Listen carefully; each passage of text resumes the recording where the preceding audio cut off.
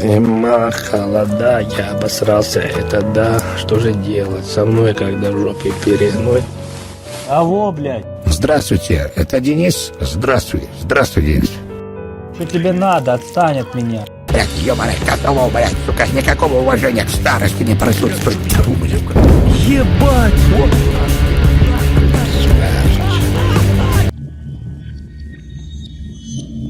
Ебать, у меня маска слетела, что делать?